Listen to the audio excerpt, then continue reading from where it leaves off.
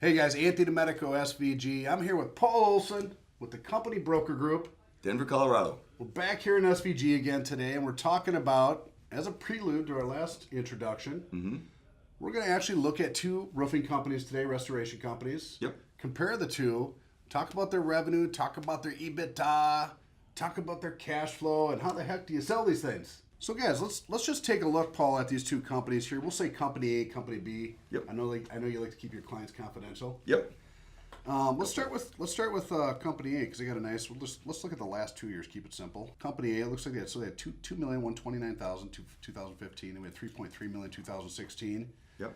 Explain the net income there. There's obviously some sales growth. People run their books for taxes so as to minimize their taxes to the greatest degree possible because no one wants to pay more than they need to. In 2016, this company grossed $3.3 million and their net income was $390,000, as you can see. I'm rounding here. You have 4,000 in personal fitness. Right. So he goes to 24-hour fitness and that's an expense of the business, of course. One hell of a trainer. $4,100 goes through that. Vehicle, personal, he's probably got a very nice car, maybe an Escalade. His wife's got an Escalade payment. Tags, insurance, payments of all sort. That's $9,000 per year. Cell phones for me, the owner, the wife, the kids, that's all thrown through that. Now, if you have a line of credit, some people have a $300,000-$400,000 line of credit. There's interest on that. It's 7, 8, sometimes 10% interest. You may pay $50,000, $70,000, $90,000 a year in interest. That's an add back. And then sometimes some people may spend $90,000 in legal costs or accounting fees as a one-time expense. It's not ongoing, it's not reoccurring. Typically, tax returns and bookkeeping is maybe $6,000, $7,000, $8,000 a year. You'll see someone spend $50,000 because they had a one-time event, maybe chasing a customer for $100,000 they were owed. Let's talk about the owner draws. That's a big number. 161,000. Yep. Is that your typical distribution? Yeah, that's distributions. So they're taking some kind of distribution monthly, quarterly. Yep, and that goes to the owner's pocket for his benefit. But that would normally be net income if we took the owner out of the equation. So all these things, guys, we're talking about are squished back down into the bottom line to determine the price of that company. And in addition to that is the salary. Most owners, all owners should and do have a W-2 salary of $80,000 to $100,000 a year, plus the burden on top of that, insurance, workman's comp, etc. That brought this net income from $387,000 to, in this case, $831,000. So almost another $450,000 has been run through the business in these creative methods. Paul, those are two important numbers. So what you're saying, just to reiterate, that was a lot of information there, but just to reiterate, when you analyze a company to sell, because I know you're looking out for the seller. Yep. Right? I represent the seller. You're going to go ahead and sit down, look at those books. You're going to take all the owner discretionary expenses, which I know you guys got a lot of them.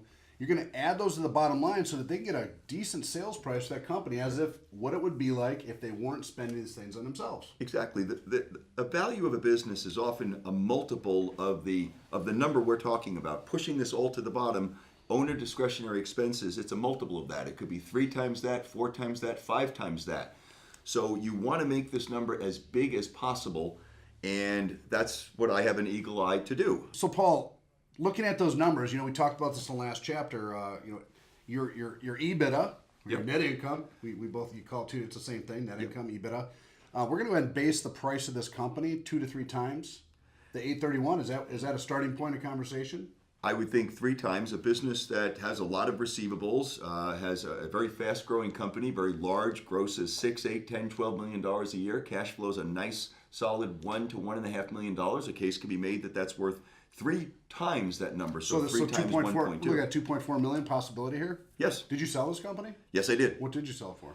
I sold that for $2.4 million. 2.1 plus the seller had to carry $400,000. So about 2.5, 2.6 times EBITDA. Right. So that's on the high point of a traditional roofing company that you'd sell.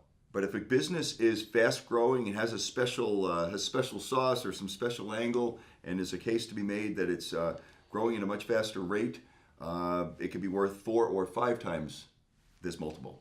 All right, Paul. Going to Company B. I understand Company A. It's starting to make sense to me. Okay. Company B, we have we're looking at 2015, 2016 revenues. So 2015 are 6.9. 2016 revenues actually went down. Yep. 5.5 million. Let's talk about their net income. What you used as a percentage of EBITDA and how you sold this company. Yeah, this business grossed 6.9. We'll call it $7 million. The net income for this guy is $583,000. Okay, or the net profit is $550,000. But by the time you add back the owner's salary, which is $320,000, other family wages, he pays his wife, though she doesn't show up. He pays a brother, although he doesn't show up. These are not producers whatsoever. We call them stacks, guys. Yep. Owner's personal insurance. He's got some life insurance, things like that. Medical expenses, disability expenses, things like that. Those are all discretionary. Non-reoccurring expenses. So he's got a lot less than Company A. Yep. Company A was tucking some money away in their business. This guy owns the real estate, and he pays himself a rent. The business pays a rent to his LLC that owns the real estate, a substantially higher rent than a market rent. And so there's an add back. He pays himself, say, $20,000 a month, and the new owner would only have to pay, say, $12,000 a month. So if you add all of those months up, that would be another $132,000 in this case. Now, let's talk about the 2 years. So we've got a 2-year average. Are you going to take the 2-year average of that EBITDA and then go 2 to 3 times multiple? And again, very good point. What sellers like to do is cherry pick the best year and tag a multiple of that, say 3 times that, 4 times that. The buyer, of course, wants to use... Just take a moving average. Yeah, they want to use a last 5-year average, which of course, the economy the way it's been, most people, their 14 wasn't as good as their 15, their 15 wasn't as good as their 16, so they really like to use 12 and 13 and 14 when coming up with an average. The seller, of course, wants to use the most recent, which of course has been straight up. Nevertheless, a good broker can succeed, should be able to succeed in getting a buyer to pay 3 or 4 times the last 12 months. So what did you end up selling Company B for? This one's selling for 4.5 and it's under contract. Under contract, 4.5 So you're going with what, 3 times EBIT on the 2000. And the seller keeps all his cash, and in this case, most of the receivables. So, but the most important thing is the seller owns the real estate, and I got a very strong 7-year lease signed personally, which is also important to the seller.